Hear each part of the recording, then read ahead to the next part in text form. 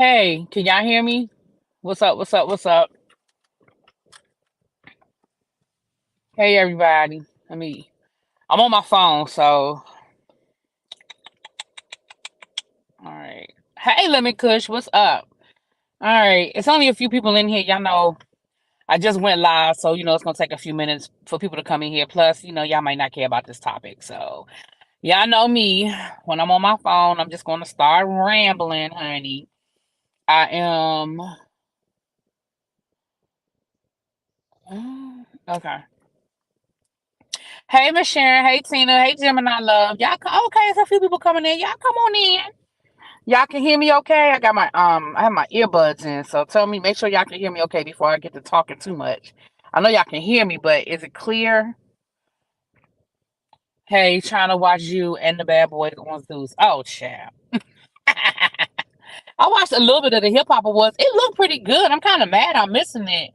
I'm gonna have to try to, like I said, I'm gonna try to catch it tomorrow. But it looks like, because they're doing the whole hip hop thing, so it looks like they're doing like different. I definitely am going to make sure I see the Busta Rhymes tribute. I know they did. I know Patty performed. So I just looked at Ice Spice. I don't know nothing about that girl. I mean, I've seen her. I know who she is, but I feel like that's the first time I ever heard a song of hers. Yeah, I'm just getting old. I'm just getting old, y'all. Like I'm not even going to complain. I'm not even going to say. I'm just getting old. It's me, not them. It is me and not them, child. I am getting old, honey. Cause and Remy Ma and Papoose are at the awards. That don't mean it ain't trouble in paradise. It don't mean it ain't nothing go down. It just mean that they together. They are at the BET Awards, child. Okay. So again, that don't mean that it ain't no trouble in paradise. But I saw both of them there. Remy performed. I saw Papoose in the audience. I mean, I shouldn't say they came together. I guess I'm making an assumption. I don't know whether they came together or not, child. I should just leave it at that because I don't know whether they came together or not, child. Shoot. They might have flew out. They might have flew out on separate flights, child. For all I know, they might be staying at different hotels. I don't know. I don't know. Ugh. Oh, every say it's clear. Okay, good, good, good, good. Hey, KK, what's going on? So let's get into some things. So first of all, let me give a shout out to Lifetime. Let me give a shout out to Lifetime. I guess for Black Music Month, they said we're gonna give y'all all the black music, female black music for the month of June. Okay, we had 3 weeks ago we had a TLC doc. I didn't watch it, and I'm gonna tell you why I didn't watch it. Because I just don't feel like they're gonna give me anything I haven't already gotten. I have already looked at a TLC doc in the past. We had the whole biopic with Lil Mama and Drew Sidora.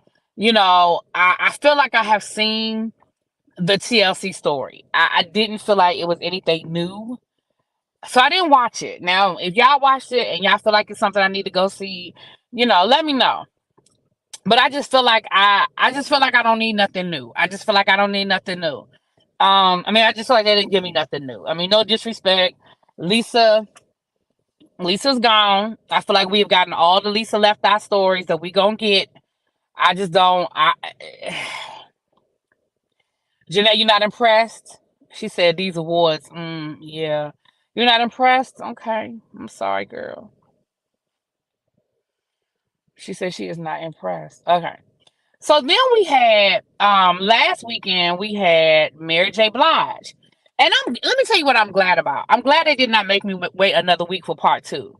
Part one came on Friday night and then part two came on Saturday night. And don't get me wrong, I would have waited for part two. I'm just glad I didn't have to. I'm glad I did not have to. Hold on, let me put my phone on Do Not Disturb, child. The tribute was great. To who? The Busta Rhymes tribute? I missed it already? Damn.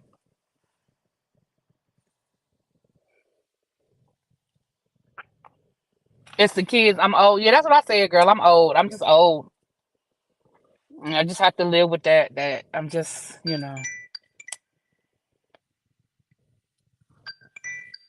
oh Lord, these text messages. Let me turn mine. Okay,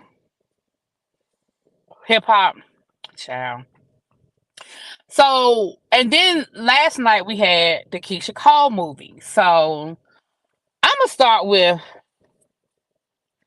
I guess I'm gonna go ahead and go on order. I'm gonna start with Mary J. Blige, and then we're gonna end with the Keyshia Cole movie last night. And I know some of y'all may not have looked at it, and that's okay, because I ain't really about to tell you nothing. Listen, when I get to my point of view on the movie, you'll understand why it don't matter whether you watched it or not. Okay, but let's start with the Mary J. Blige. So first of all, let me say this: um, it was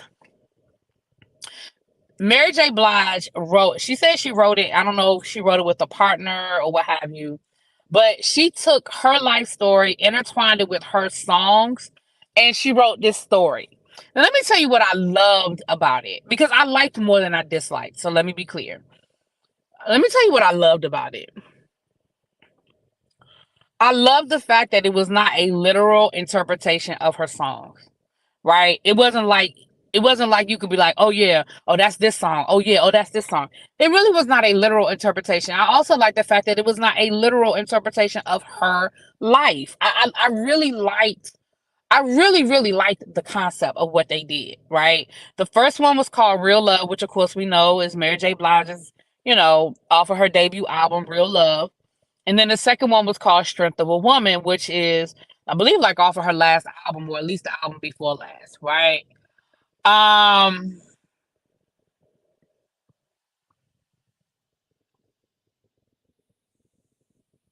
Laura says she can't even get into it because it didn't do nothing for me. Part two was better. See, I feel like I don't know, I feel like part one was better, but I'm gonna tell you why I feel like part one was better. So we're gonna get into it. I don't know, part two, I don't know. I like them both. I like them both. I like them both. So the movie, the other thing I love was that it was just a damn love story. Like, it was a love story. It wasn't like a great, political statement. It wasn't, you didn't have to walk away with a life lesson. It was just a couple of kids who went through shit that we go through, who found love in the end. You know what I'm saying? So the story starts with Kendra and oh shit, I don't forget the man's name now. Anyway, Kendra and her man. Tell me what was his name? Vovo. Shit. I don't forgot the man's name that quick. Kendra is the main character, the female, and then Da Vinci plays her boyfriend, her love interest. Damn. Eddie? Was it Eddie? I feel like it was one of them like basic black boy names. Anyway, y'all will tell me.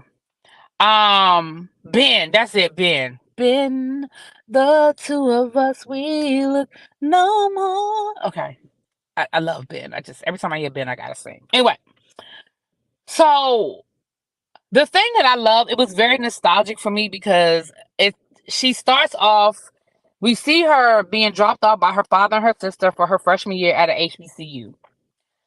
And that was nostalgic for me because Real Love did come out around the time that I was in college, and y'all know I went to a HBCU, so it definitely gave me it definitely gave me that vibe, like it did, right? Um, and she went through the things that either I went through during my college years, or my friends went through. Oh no, I can't sing, Jonathan. Don't do that. No, I cannot. Um, so yeah, so there's that, right? So her and her friends went through the stuff that, like I said, either I went through when I was in college, or I had friends that went through in college, right? So she she's a smart kid, right?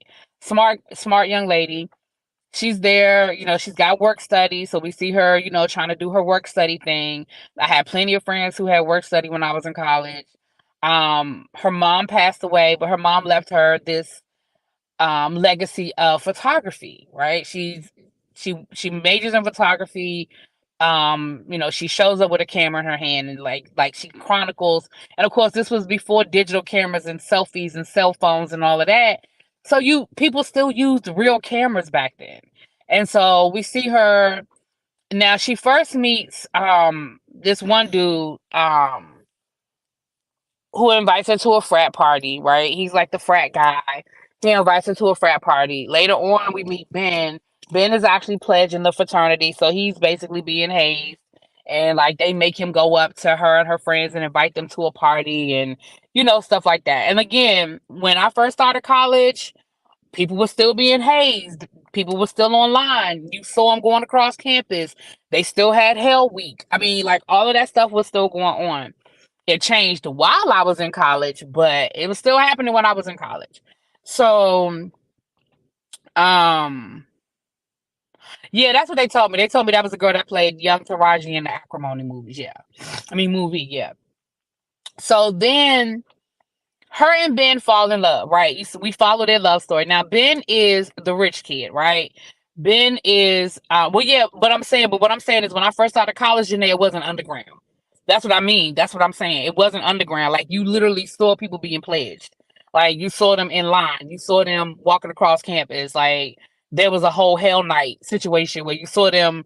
Like it wasn't underground. Like yeah, hazing still exists now, but it's illegal, and if you get caught, there are repercussions. Back then, it wasn't illegal. That's what I'm saying.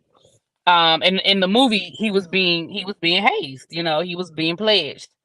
Um, so And the reason why I remember, because I remember the queues on A&T's campus, and yeah. So anyway, so like I said, Ben is the rich guy, right? He comes from like that upper middle class, lower, like that rich, um, um, rich kid from North Carolina. Both of his parents were attorneys. He was expected to be an attorney. Like his graduation gift was a convertible Mercedes. Like he came from that life, but he wasn't that guy. Like in the beginning, you kind of feel like, okay, I feel like you might have some asshole tendencies, but you know, you didn't really see a lot of that. Um, so yeah, so there you had that, right? So you saw their relationship, but you saw them go through that. Of course, we have to have the whole mean mommy moment where he wants to introduce his girlfriend to his mother, and of course his mother is like, yeah, she's not good enough for you. She's not what we want for you. Of course, it was the girl that came from the right family, that they knew each other from Jack and Jill growing up together, debutante kind of thing. Um, and she was always lurking, right? She was always lurking around. And again, they go through the shit that couples go through in college when they ain't got it all figured out. You know what I'm saying? Um, they broke up. She got mad at him because, you know, he convinced her to go to a party the night before midterms, and she overslept and missed her midterm, and so she took it out on him. And I mean, on one hand, he was partially to blame, but ultimately you made the decision to do it. But he did pressure her because she was like, no, no, no. And he was like, oh, come on, come on, come on. But again, they were kids, and he didn't have to worry about keeping his GPA up. He didn't have to worry about a scholarship kind of thing, right? So she also has a professor who says, listen, you have an eye. Like, yes, you're a photography major, and I know a lot of people don't really make money doing photography. Like it's definitely not a field that everybody can go into. But she was like, girl, you have an eye. And even though I love it was Hammond College instead of like Hampton or Howard, it was Hammond. And she was like, even though I love Hammond College, I have some friends at, like this school in Chicago, and was like one of the top, like, art schools in the country. She was like, I could probably, pull some strings and get you in. Maybe you should think about it. So in the midst of all of this going on, her and old boy had broken up. Well, while her and old boy had broken up, she ends up getting sexually assaulted. date, a date RAPE situation. And again, I had friends in college who went through that, almost that exact same scenario that we see in the movie, and it is real. And they were very professional about how they handled it. You know what I'm saying? They were very professional about how they handled it. But again, it's real. That's college. I have friends, who were assaulted while we were in school by guys that you would see just walking across campus, or guys that you were like, wow, he did that. You know what I'm saying? Like, it legit happened. So him and her end up getting back together. She tells him about what happened. There's a fight. There's some stuff to it, right? But ultimately, y'all, they just can't get it together. They ultimately just can't get it together. He ends up getting the girl pregnant, the girl that came from the right family, the debutante, the one that his mother wanted him with anyway. He ends up getting her pregnant, and of course, the mother is like, "Well, you gonna marry her? Like, you done messed around and got her pregnant. You gonna marry her?" And he was like, he told Kendra, he was like, "I'm not gonna marry her. Like, I love you. My parents can't make me do what they want me to do." And basically, his parents were like, "Okay, well, if you don't marry her, we're gonna disown you, and you're gonna be on your own." But he was willing to do it, y'all. He was willing to do it. He was willing to take that hit and just be poor. But Kendra was like, I got into this school in Chicago, so I'm actually leaving.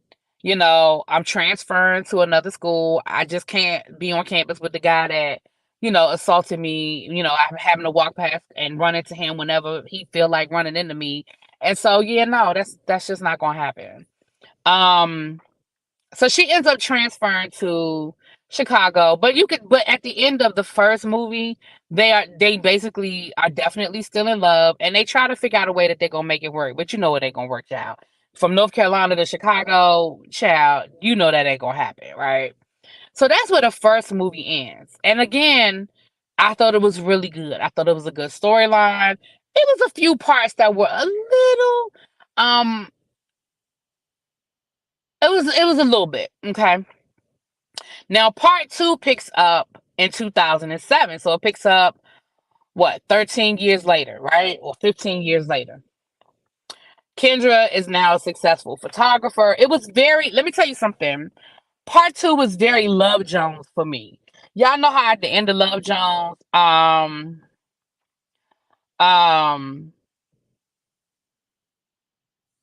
you know how Love Jones at the end, Nia Long's character went to New York and became a big time photographer, and she was like, like you could tell she was doing the damn thing. That's sort of what that reminded me of. Kendra had her own studio. She was like doing the damn thing, right? She'd have married herself a husband. I mean, a doctor. He's a surgeon, and they are living this good life. 2007, they are living the good life, right? So one of her friends from college, who was like her best friend in college, they're still cool. They live in Chicago, as well. She's got a son now, and she's real active with Hammond alumni. And she convinces Kendra to go with her to an alumni function, and she actually Kendra actually donates one of her pictures for the auction or whatever. So of course, she runs into Ben Child. And what we find out is that she rolled up on Ben, and of course, that didn't go well. And basically they just grew apart. Like, they hadn't seen each other, they hadn't talked or anything. Now, Ben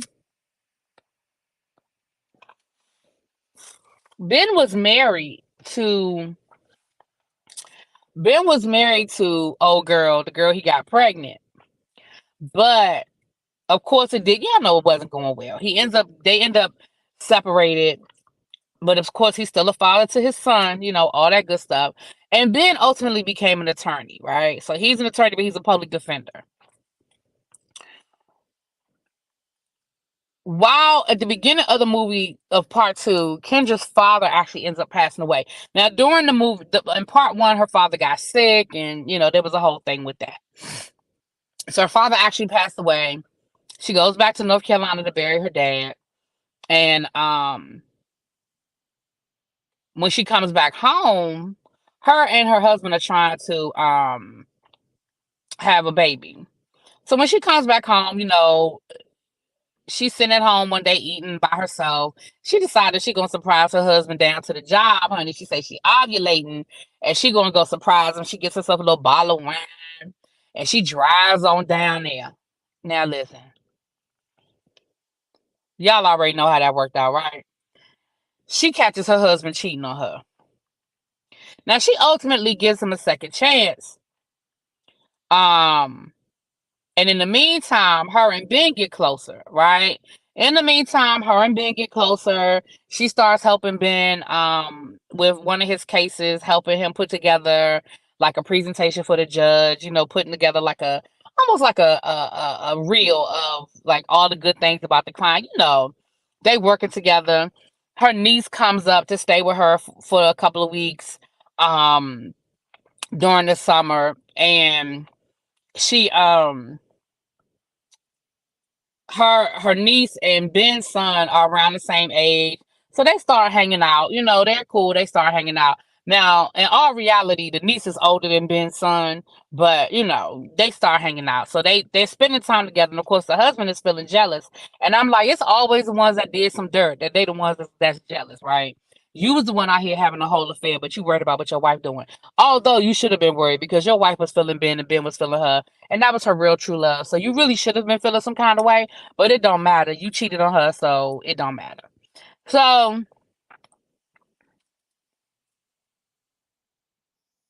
what ends up happening is her friend, the one that the second movie was cute, yeah. Her friend who she went to college with, that has the son, can't stand her husband, right? I mean, she can't stand her husband. Talking about how he ain't this and he's arrogant and he's this and he's that. You like, damn, she really hate this dude. Well, um the father of her son is she said it was a one night stand.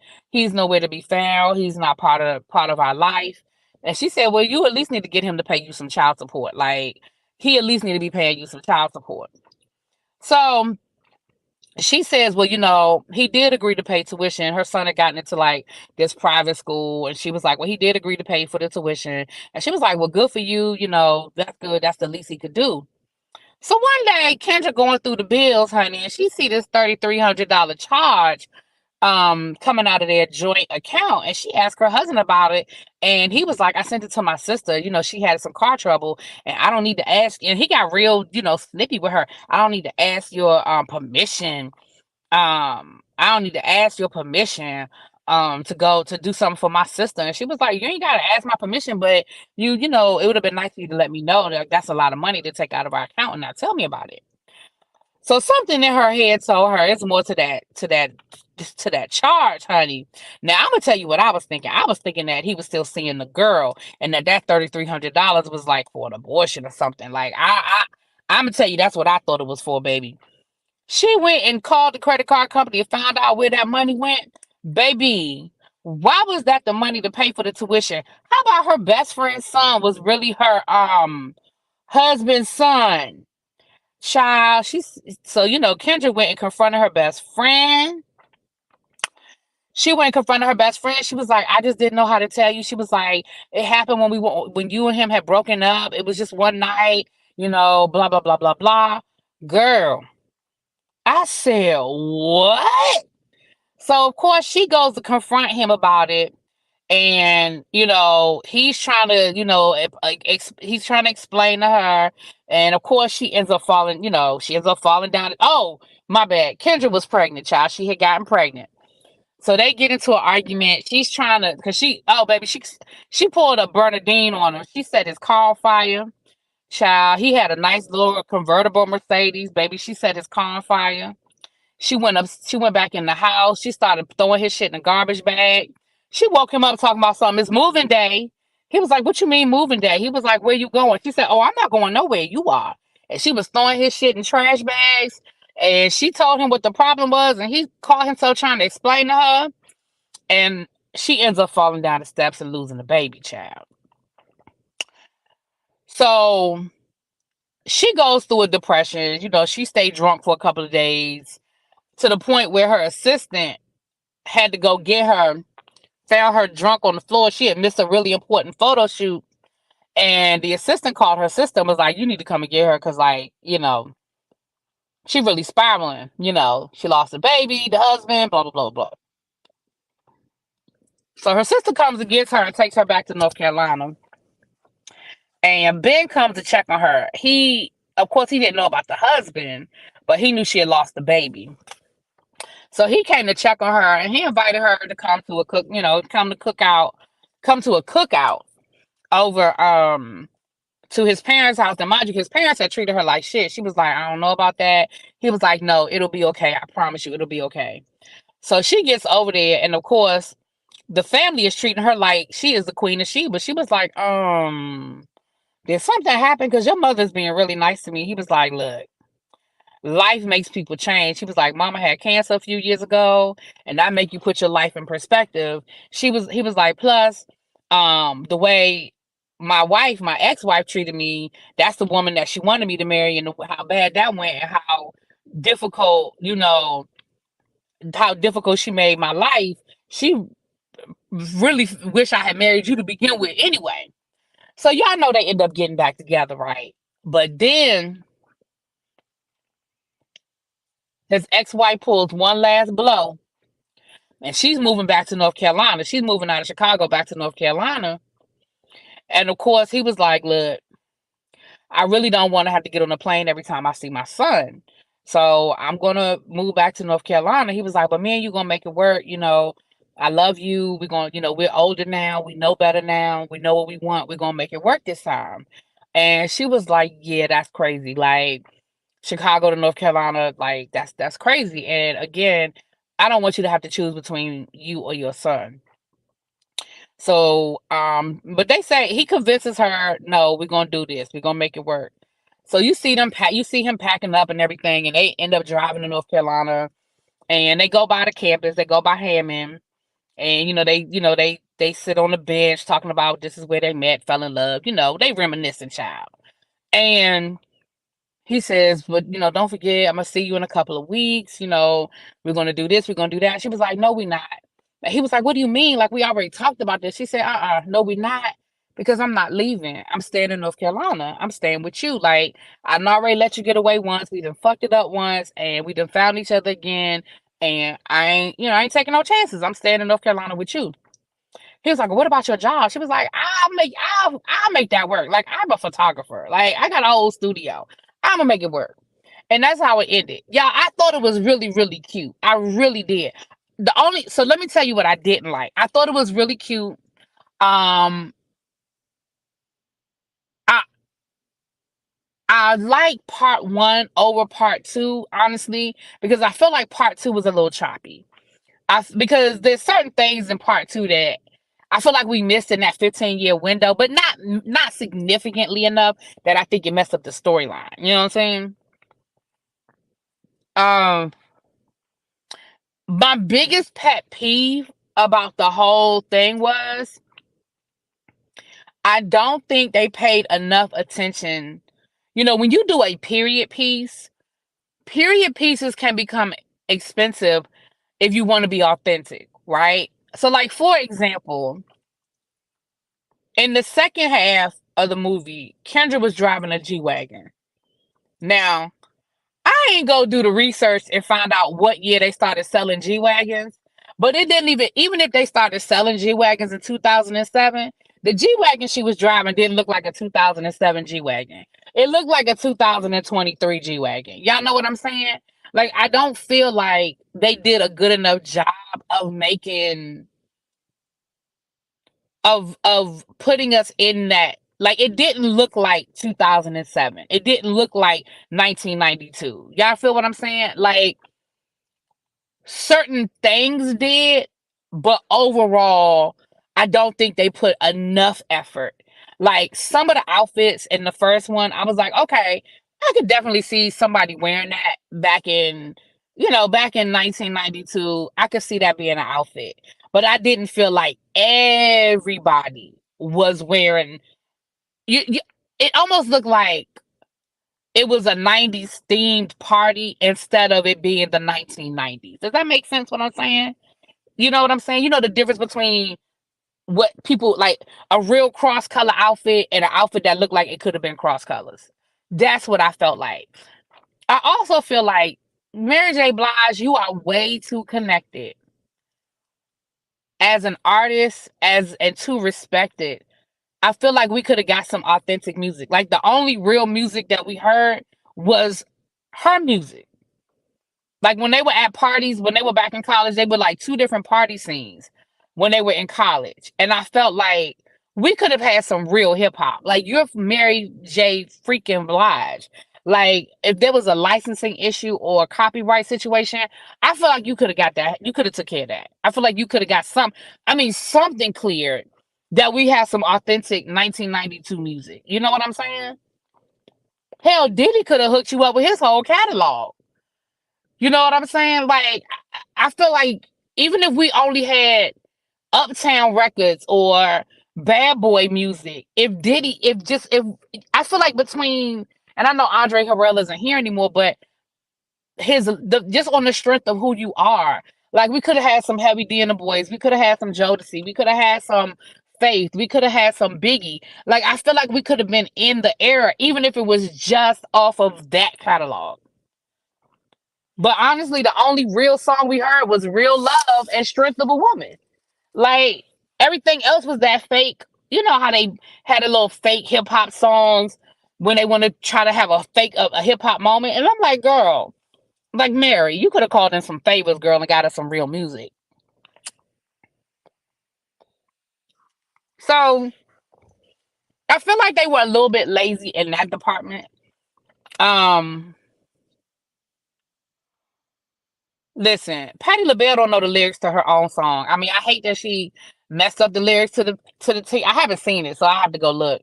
But Patti don't know the lyrics to her own songs. So yes, but the artists she know don't own their stuff either. But no, I'm saying Diddy. Diddy own all of it. Diddy owns Diddy owns it. You know what I'm saying? Like Jodeci don't own it, but Diddy does.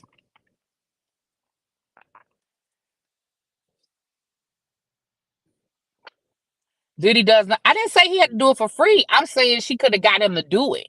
I don't expect him to do it for free. He shouldn't do it for free. But I feel like he could have done it. And even if it's I just feel like we could have gotten some real. Now the 2007, I'm gonna let you slide on one because it really wasn't a lot of situations where we needed music in the second movie. But in the first movie, if you want us to have a 1992 feel and you got college parties, like there were two or three different situations where there was music being played, like hip hop. You know what I mean? Like I don't know. I just for me that's what it would again, I liked both movies, but I'm just talking about what for me it would have made it better. I just feel like they didn't pay enough attention to the costuming, the hair, even the makeup. I mean, again, and those are the small things that you don't really notice when people do it right.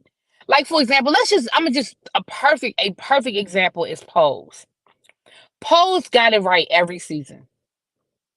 When you look at Pose, if you ever looked at Pose, Pose got it right every season. The hair, the makeup, the outfits, they got it right every season. And I mean, even the way people did their makeup in the 1980s versus how people do their makeup now. The heavy blush, the fluorescent colors, you know what I mean? Like it just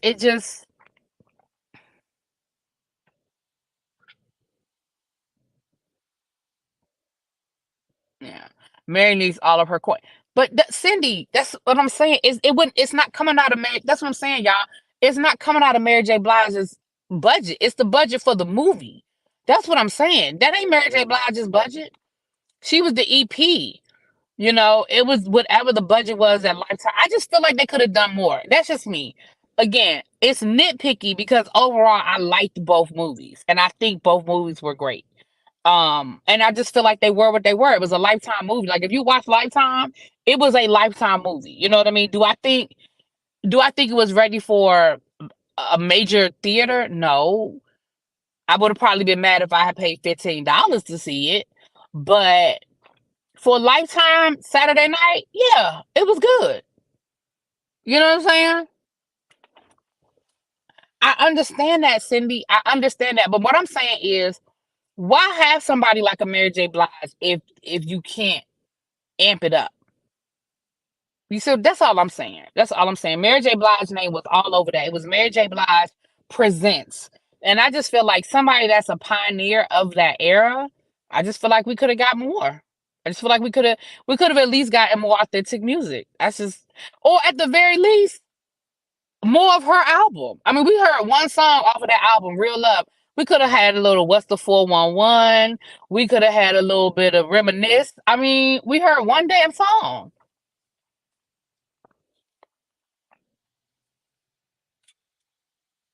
And again, even for the artists that don't own their music, the record companies do.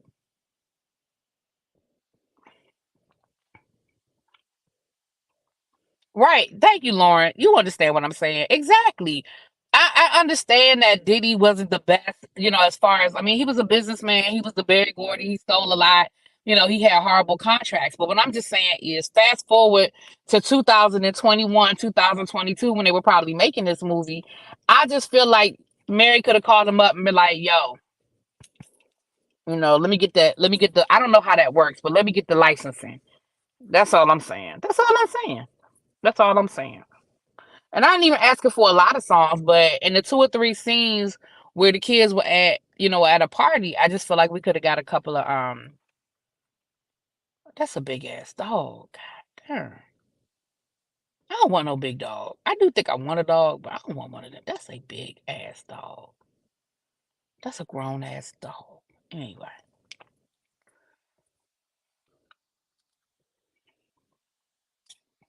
Yeah. So, but anyway, so that's really my biggest criticism is, I just feel like they didn't put enough effort into capturing the era. I just feel like they didn't put enough effort into that.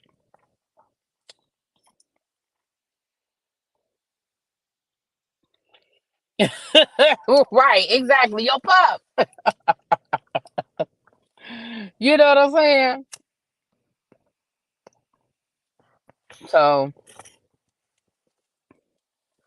but I recommend it. I didn't tell y'all everything. I mean, I told y'all the big stories, but there was a lot more to it. Like, there's a lot more little details. So, if y'all haven't seen it yet, I waited over a week, so y'all had plenty of time to watch it. But I still recommend it. I definitely recommend it. I think it was good. I thought the acting was decent.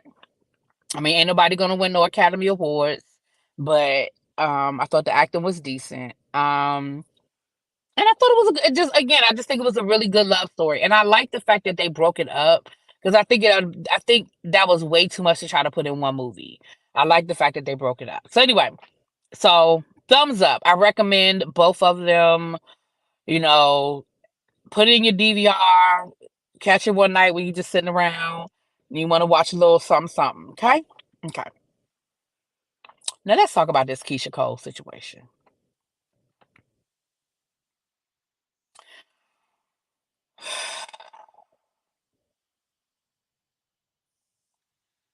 Yeah, I feel like that should have just been. I feel like they should have just changed the name of the movie to "My Life as a Daughter of a Crackhead." I just feel like that's all the movie was, y'all.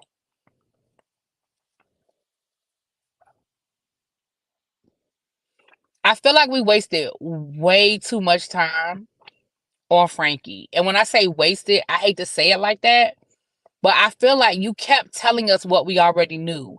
We know that you tried to get your mother clean and she kept relapsing. Like, we saw it. It literally was on our screen. We literally saw it.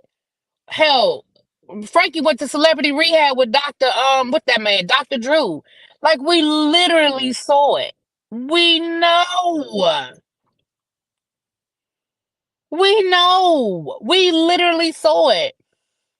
I hate the fact that the movie started when she was already like 15, 16 years old and she was already in foster care. I feel like Right. Right. It could have just been the Frankie story. I feel like, let me say this. If you watched her reality shows, and I say shows because she had like three different reality shows. If you watched her reality shows, you didn't learn anything in that movie. At least I didn't. Did y'all? I didn't learn anything in that movie that I didn't already know. I mean, maybe a couple of little tidbits here and there, but I did not learn anything that I did not already know. So the movie starts off with her at like 14 years old, 15 years old. Um, she was already living in foster care. Frankie was already on the streets. She already had these relationships established with people, and we still don't know nothing about how it happened. So, for example, if you watched her reality show, you already know that she was raised by this other woman. The only thing we learned is that that woman was hard on Keyshia. Like I sort of the woman put her out because Keyshia kept, on one hand, she said Keyshia wasn't keeping the rules, but then you knew why she wasn't keeping the rules. She wasn't keeping the rules because she was too busy trying to chase after her crackhead mama. Like I could see if she was out in the streets running behind some dude, but in the movie, that's not what she was doing. In the movie, she was chasing after Frankie ass. And you knew that's what she was doing. So I thought that was a little effed up that that woman put her out the house because she was like, you don't know how, you can't follow the rules. You know what it is. You know what it is. And I'm like, but you, child, she out here looking for her crackhead mama. Like, you knew what she was doing.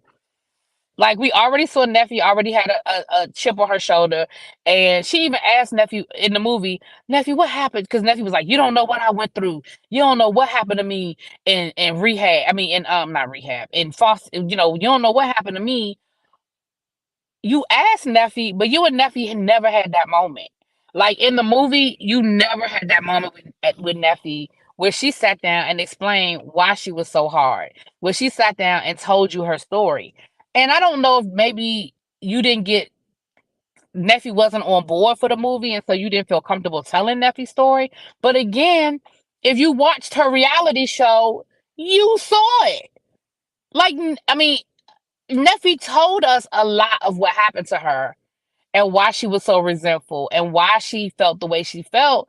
She told us a lot of that in the reality show. So again, I feel like you playing in our faces because you never really gave us, like, I don't feel like you got raw. And the thing is this, if you're not ready to tell the story, then don't tell the story. If you're not ready to tell the story, then just don't tell the story. And somebody in the chat said, I think she needed the money. She might have needed the money, but then find another way to do it. Because you clearly, you played, I feel like you played in our faces with that. Like, I really feel like you played in our faces with that movie. I really wish that movie had, even if you started off at 14 and gave us flashbacks, because maybe you don't know everything that happened. Maybe you don't, like, you might not remember your mama before she was a crackhead. That's fine. Maybe that's who your mother has always been. But give us some flashbacks. What happened? How did you end up with this woman, with Miss Yvonne or Miss Yvette? How did you end up with her? Who is she? Was she just some, random foster mother, or was she a friend of the family and you were placed with her? How did that happen? Because if I remember correctly, y'all knew her. Like she was like she was somehow connected to the family. She wasn't related to y'all, but y'all knew her. If I remember correctly. I could be wrong, but you know, the timeline was off, shared. The timeline was absolutely off. And that's the other thing. Like Keyshia, you playing in our face because the timeline of some of that stuff was off. Um, I understand. So in the beginning of the movie, like I said, the movie starts off when she's like 14 or 15 years old. She's in love with this dude. She gets put out the house. She ends up staying with Neffy. Um, and the next thing you know, it's like fast forward 2 years later. She's still homeless, technically. She's still living with Neffy or whatever. Um, Come to find out the boy that she was all in love with, they was talking about getting married. I guess they done broke up because we see him with a whole nother girl that's pregnant. Um, and then she gets a $14,000 check from foster care because she's aged out. I guess that's standard.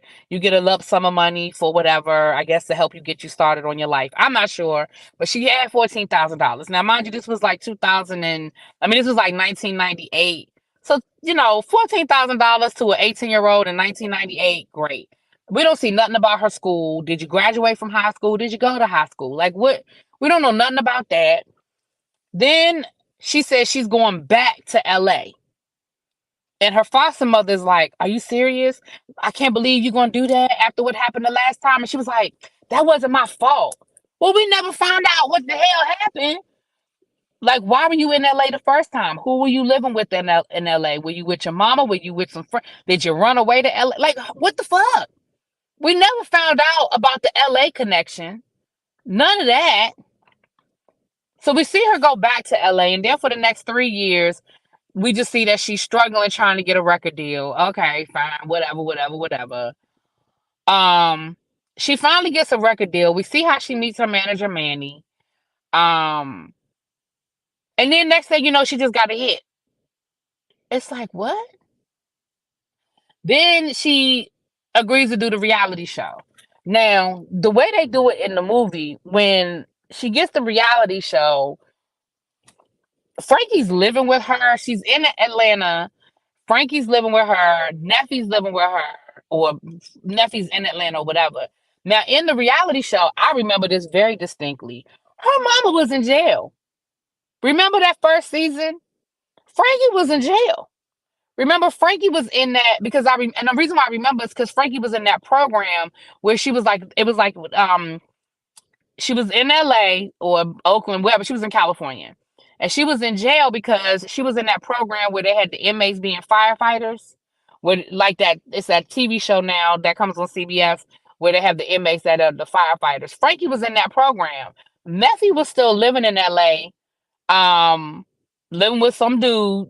She was living in the hood, living with some dude, and she convinced Effie to move to Atlanta. Now, all of that could have been staged. The whole Effie thing could have been staged for the reality show. I get that. Maybe they did that for the purposes of creating that story, but they wasn't. But Frankie was in jail. I remember that because they filmed her going to visit Frankie.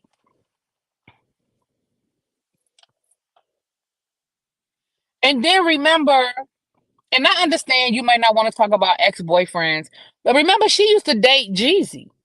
Remember Keyshia Cole dated young Jeezy. Now you might not want to call that man by name because he done moved on, he married, you done moved on.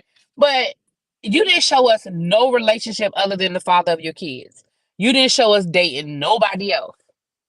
And I know you dated Jeezy because I remember when you dated Jeezy. What about Manny? Remember when she went through all that stuff with Manny? Remember that? Remember Manny got caught writing bad checks and stuff? That whole thing. Okay? Right. Exactly, Andre. That's exactly how it went down in the movie, child. One minute the girl was 14, the next minute she was 18. But she looked the same, child. All they did was change her hair. She just looked the same. Then in the movie, it made it seem like she had one reality show. And she ended the reality show because it was too much of a burden on her relationship with Booby. It was too much of a burden on her relationship with her. She said it wasn't good for her mom because her mom started using again.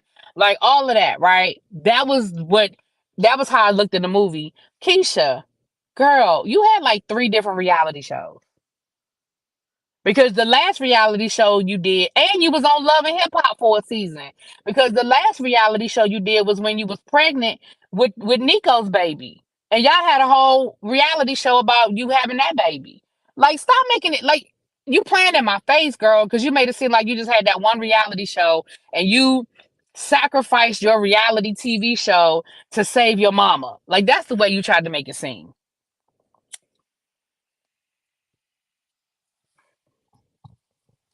Am I tripping? Am I remembering this wrong? Right. When she was on Love and Hip Hop, right. That was her daddy. Right. She dated Birdman. Yeah.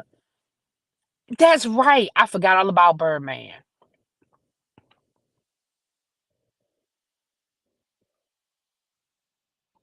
That's right. I forgot because remember she beat up the girl. She found some girl in Birdman's apartment and beat the girl up. Right. They made it seem like she never found out who her real daddy was, but then on Love and Hip Hop, they did find that guy, and I do think he took. Didn't he take a DNA test? Because he ended up passing away, didn't he?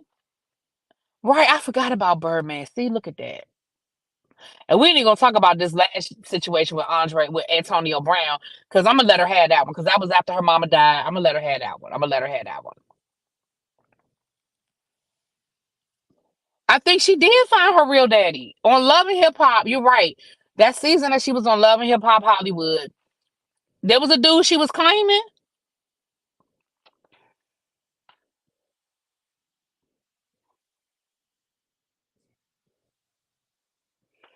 Yeah. So in the movie, they made it seem like she never found out who her father was, but I don't. But that wasn't accurate,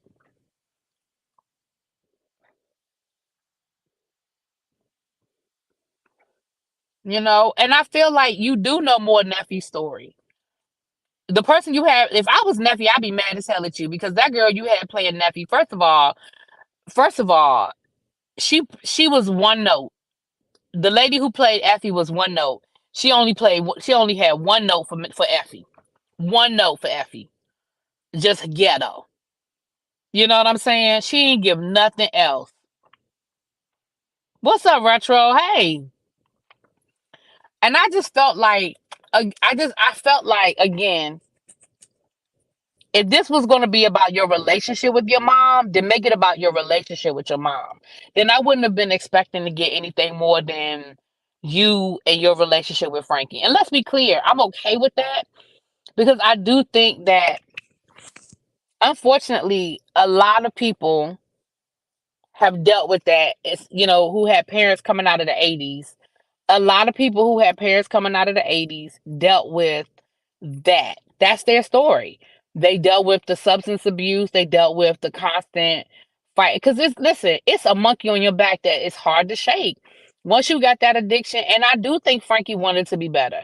I do think Frankie wanted to be, she wanted to be, like she said, the demon. She wanted to be free of the demon. She just couldn't do it. And I think she did a good job. I think now I do say that I think the movie did a good job of handling that.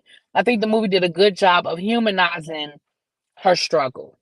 And I do feel like that. I feel like they did a good job in how they handled Frankie. Now I do feel like that. But do I feel like this was autobiographical of Keyshia Cole? No, not at all. I think they did more of worrying about the wigs that she was wearing. Now, where I criticized the other movie for not paying enough attention to the period, I think they put too much energy into paying attention to Keyshia Cole's hair and the hair that she was wearing at what point in time than they did with the storyline. I wish they had paid more attention to the storyline and less attention to her hair and outfits. You know what I'm saying? Because I feel like they put more energy into that than the story. And we ain't even gonna talk about Keyshia Cole's acting. Girl, it was horrible. Excuse me, y'all. Ooh, excuse me. Oh, Lord.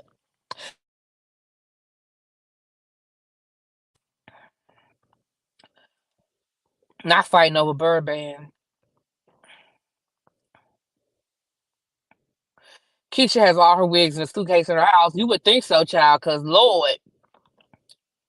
Plus, she got arrested for that, and Keisha did find her real dad, and they did a DNA test. It was covered. Yeah, that's what I thought. So thank you. Thank you. Thank you, everybody. Thank you. And then, remember, she knew Tupac. Why didn't we get that? Like, at one point, she had on a Tupac t shirt. I guess that was her ode to Tupac. But remember, she knew Tupac. That would have been a great antidote for the movie. How did you meet him? How did you know him? Because I think at one point in time, either she hung around death row or she knew people at death row or something. Like, right, girl, somebody shaking some pepper somewhere around me. You know what I mean? Like, I just feel like there was so much more they could have told us. Because they talked about that. They said Keyshia Cole, again, I remember this from her reality show. They talked about how Keyshia Cole was in them streets, honey. They said Keyshia Cole was nothing to F with. She didn't play no games when it came to handling her business, and she didn't play no games.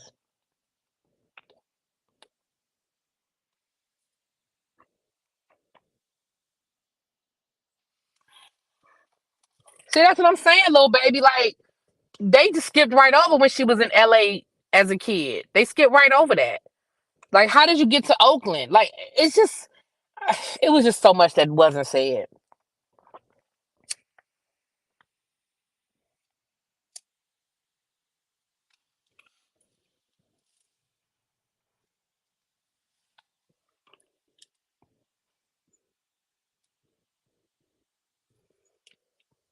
I was always curious how a 14-year-old was on her own in LA. From this movie, I feel like she skipped school a lot. She probably did. She probably did. And I understand it. I mean, you were in foster care, your mama was in and out of drugs. Like, I get it. School probably wasn't a priority for you. Like, I get that. But again, we just didn't learn it. I mean, we just didn't learn it. Again, when I watch a biography, I should walk away knowing more than what I knew. And I just didn't feel like I did that. I don't feel like I walked away learning anything about Keyshia Cole. I just didn't.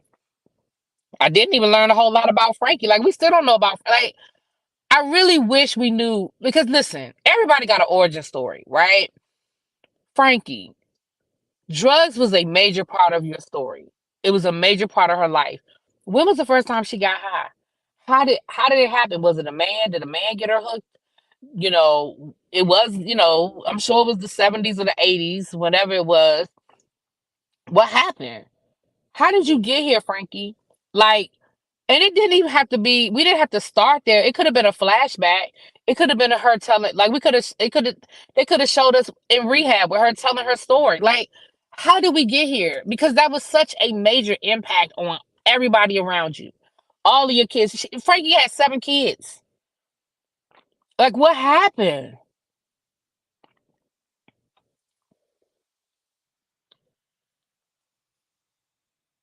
Exactly, Lauren.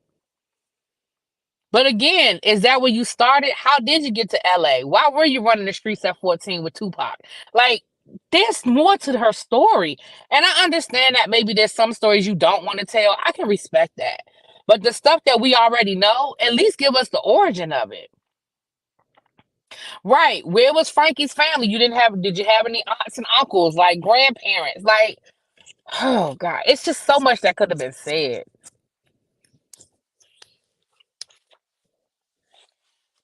Now, I did like that song at the end. I think that's her new single. I did like it. I'm a down. Oh shoot! Hold on, y'all. Uh-oh, can y'all hear me? Hold on, let me see if y'all can hear me. Okay, yeah, my earbud fell out my ear, child. All I know is Frankie used to sing. They said that's where Keyshia gets her talent from. So did someone skip something in her drink, or did she start using because everyone else was using? I mean, it could have been, if it could very well have been she was, maybe she was in the clubs and somebody slipped her something. Maybe, like, there's so many, but again, I feel like we should have walked away with that.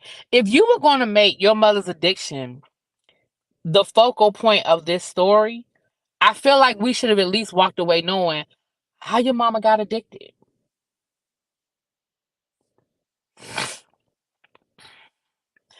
Cindy, it may not necessarily be that the family wasn't that close. It could be, listen, Frankie keep going out there making the same mistakes over and over again. We can't keep cleaning up her mess. Because remember, all of the kids went somewhere different. Neffy may have went to a family member. I mean, Neffy just kept saying she didn't go to a good home. But again, we never got Neffy's story, so we don't know what happened to Neffy. Why didn't Neffy go to foster care? Why didn't she? Now, she said it was because she was dark skinned and Keisha was light skinned. Again, I'm not gonna say that was right or that was wrong, but again, how did we get here? How did y'all end up scattered? I mean, it's 7 kids. Ain't nobody taking 7 kids in a day. I mean, let's just be clear. Most people ain't taking 7 kids in. Like, that's just, you gotta be a saint to take in 7 kids. But Why were they all scattered? Like none of them grew up together from what I remember.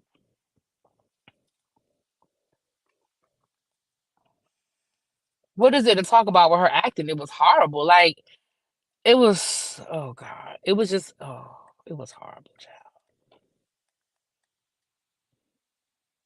It was just terrible.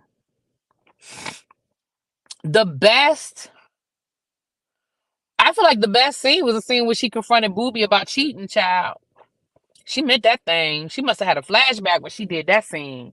That was the best scene, I think, was when she confronted Booby, child. She found them drawers in his luggage and she confronted him. Even that was bad, but that was the best one, I think. I think some of Frankie's kids. Yeah, I do think some of Frankie's kids went to family. Like even the woman that Keyshia was living with, if I remember correctly, she's connected to the like she was like a family friend. Like she wasn't some stranger. It was because remember, even in the movie, Frankie knew who she was. She wasn't a stranger. But the question is, how did that happen? You know, how did she end up with that woman?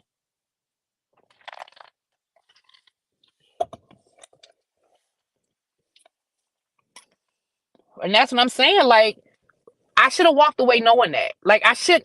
I feel like hell. I feel like I walked away with more questions than I started off with. Shit. Because you're right. The timelines were off, and there was stuff that happened that I was like, this based on the reality show. And I know that reality shows ain't reality, but based on what I remember on the reality show, that ain't how that happened. Like again, they made it seem like Frankie only got locked up that one time. Frankie When that reality show started, Frankie ass was in jail. And again, I remember that because her mother wasn't even in the first couple of episodes. Like her mother, I remember her going to visit her mother, and she was like, "When I get out, Mom, you want to come and live with me when you get out?" And that's when Frankie came to Atlanta after she got out. But she was in jail in L.A. and she came to move in with. And I remember Keyshia living in that apartment. She lived in like a nice apartment. When the reality show started, Keyshia lived in an apartment. And then I remember when she moved Effie out, she moved Effie into a townhouse. And I remember Effie and her kids. And because remember when she went to LA, and again, this could have been staged for the show. So let me be clear. But this part I remember. She went to go visit Effie, and Effie, her phone had been disconnected or something. And Keyshia went to go see her. Her phone wasn't on. And Keyshia was like, "What's going on?" I want to say Effie was either pregnant or had just had a baby. And Keyshia was like, "You need to get away from here. You need to get away from him." Because the dude she was with at the time, Keyshia was like, "He ain't no good." And that's when she asked Effie to move to Atlanta. And I remember she got Effie a townhouse. And I don't know, I'm pretty sure she was renting it. But she got her a townhouse. And Effie ended up bringing the dude with her. And Keyshia was like, "What the hell is he doing here? Like, I wanted you to get a fresh start." And, I remember Effie brought that man with her. If I remember correctly. I'm almost certain Effie brought that man with her. Any of y'all remember? I really feel like Effie brought that man with her. But when Keyshia had went to go visit her, she wasn't with him. And Keyshia was like, "I want to get you out of LA or Oakland, wherever Effie was living." Effie might have been living in Oakland. I don't know. But I remember her phone wasn't even cut on. And I remember Keyshia gave her some money. And either Effie was pregnant or had just had a baby. And I remember Keyshia, because at the time Effie didn't say yes. I don't think Effie committed. I don't think Effie committed to coming to LA. I mean, coming to Atlanta. And then Effie decided to move. And she moved him out and she moved her into a townhouse. Because I remember Effie was like, "That's for me? All of this is for me? Oh my God, Keyshia, this is for me?" I remember, child, I remember that. Now, I don't remember every single episode because that was before DVRs and all that shit. And I wasn't doing YouTube and stuff. So I ain't going to say I saw every single episode. But I remember Keyshia living in it. Was a nice apartment, though. I'm not going to say, I mean, it was a really nice, but it was an apartment. Keyshia wasn't even living in a house when she first started doing her reality show. She wasn't even living in a house. And and I'm gonna tell you why. I remember when she started packing up to move, because that was after her and Young Jeezy had broken up, and she had some of his clothes, and she was telling Manny, take that shit to Goodwill, and he had clothes that still had tags on it. And she was like, these still got tags on it. She was like, take that shit to Goodwill, take that shit to Goodwill. I remember that, and she was putting it in garbage bags, telling Manny to take it to Goodwill. Mm-hmm.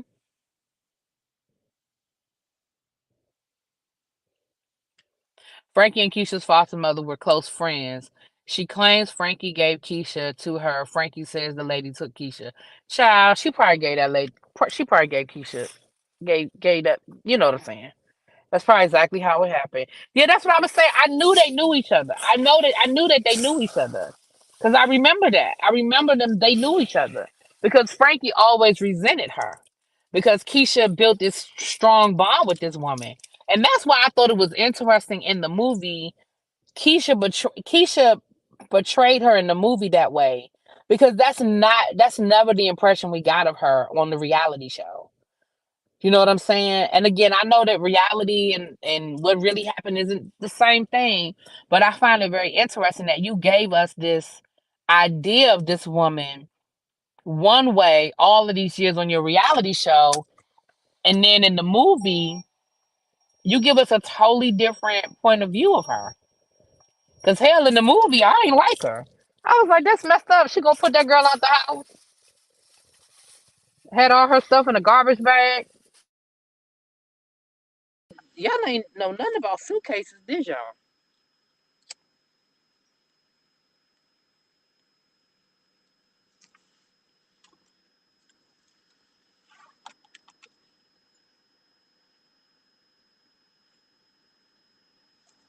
I remember the townhouse. Effie and the guy made up, and he came down there later, not when she first moved. Okay. Okay. Effie was at the tail head of. Okay. See, all right. I ain't. Okay. So y'all remember some of this stuff. I didn't watch. See, Jonathan, you came in late. I didn't watch the TLC thing. I didn't watch the TLC thing because I didn't want to. I mean, I didn't feel like it was anything new. Like, what more they gonna tell us about TLC? I've looked at the Unsung. I looked at the other documentary. I looked at the biopic. What the hell are they gonna tell us that we don't already know?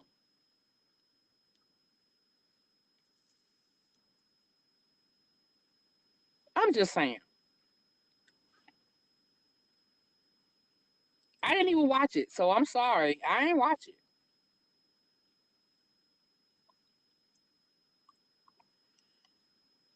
So I don't know. So I guess so overall, the Keyshia Cole biopic was a flop.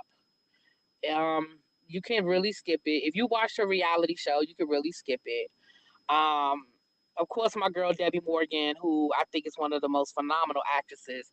Of course, she did Frankie justice. I think she did a good job, and I think they handled Frankie's story very respectfully. But I just don't think there was enough Keyshia Cole in it.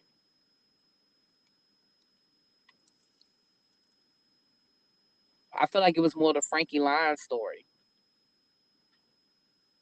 They had a GoFundMe for an album they didn't make the end. Yeah, I mean exactly because I'm still waiting for the album. Did they ever release that damn album? Shit. The foster parents ended up adopting Keyshia and gave her their last name, which was Cole. Frankie was pissed because they adopted her, but they went through all the proper channels, right? And so that's what I'm saying. Like, I don't understand why in the movie Keyshia would betray that woman that way because I feel like that's just not who you. That's just not how she was shown to be. And even later on, she became your damn nanny, basically. And if I remember correctly, that woman has passed away now, so she's not even here to defend herself, really. I just feel like you showed her being really mean to you. You showed her putting you out the house and basically leaving you homeless. You showed her being mad when you decided to take your $14,000 and move into LA. And then we didn't see her again until she was taking care of your child. Like, I don't know. I just feel like Why would you do that? Why would you show her in that light when all these years you made her out to be your savior, and if it hadn't been for her, you don't know where you would be, kind of thing. I don't know. She made it seem like that family walked on water in comparison to her relationship with Frankie. On the show she did, but not in that movie. Yeah, on the TV show, on the TV show, I feel like they did, but in the movie they didn't. And maybe the movie is closer to what really went down versus what we saw on the reality show. Because of course, in the reality show, they ain't, it ain't always reality. So maybe that's what really, maybe that's what it really was about. But that still don't negate the fact that that woman did legally adopt you, and she ain't have to. Keyshia always talks highly of her adoptive parents, and she put Effie and Frankie in their place numerous times over them. I know they're pissed. Yeah, that's what I'm saying. I don't know. That's just not. I don't know. That's just not the story we were told. You know, and I really feel like she could have done more with Effie, because I feel like her and Effie's relationship was way more complicated than that. I don't know. I don't know. I just feel like it was a lot more. And I mean, maybe they cut the screenplay. I don't know. I don't know.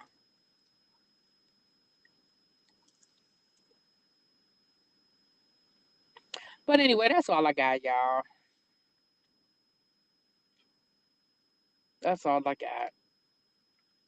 I'm gonna get in here, take me a shower, go to bed. I gotta get up in the morning. I have class this week. I hate the fact that this class, I had to register for this class. It was for work, and it has to be the same week as my vacation. But child, I gotta do what I gotta do. I'm gonna try to finagle as much time away from the computer as possible, but I gotta do what I gotta do, child.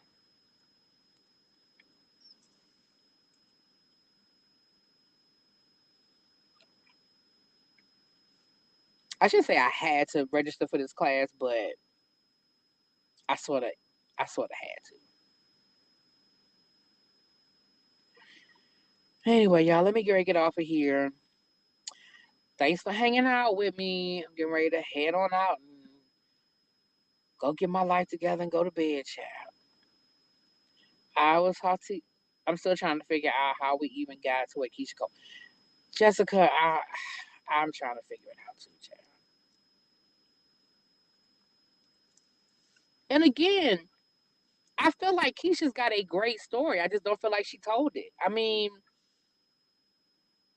you you really did go through a lot, and you are talented. I mean, Keyshia. I don't think Keyshia Cole is the best singer, but she's definitely a talented songwriter. I mean, Keyshia has written some great songs, and she is a songwriter. Like, she writes her music, um, and she's written music for other people.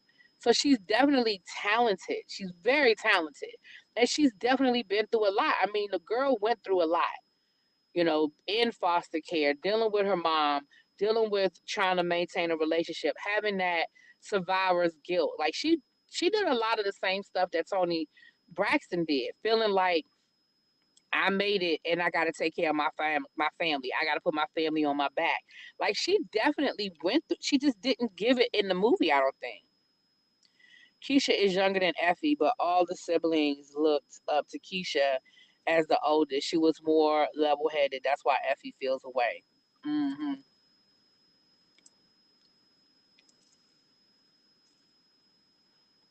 Also, I think Effie was always jealous of Keyshia. In the movie, it showed that even before Keyshia had money, Effie was jealous of Keyshia. So the money and the fame didn't even, it just added to what was already there. Like, Effie was already jealous of her for being light skinned. She said that in the movie.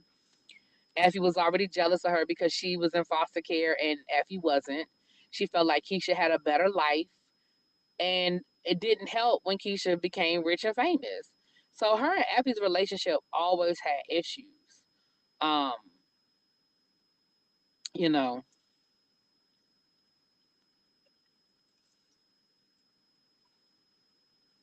but that was part of Keisha's issue too, was, like I said, survivors, it's that survivor's guilt. She felt like she had to take care of the family. Okay, I made it out. Now I got to take care of everybody.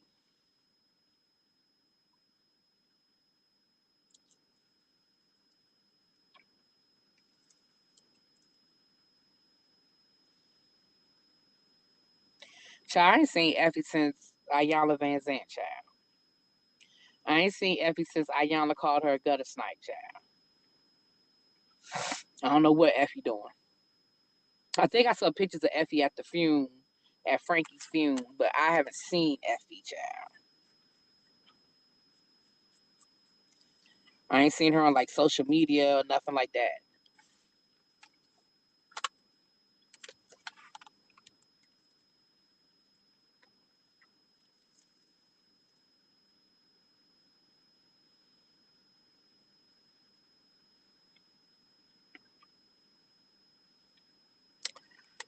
All right, y'all, let me get out of here. I'm going to talk to y'all later. Peace.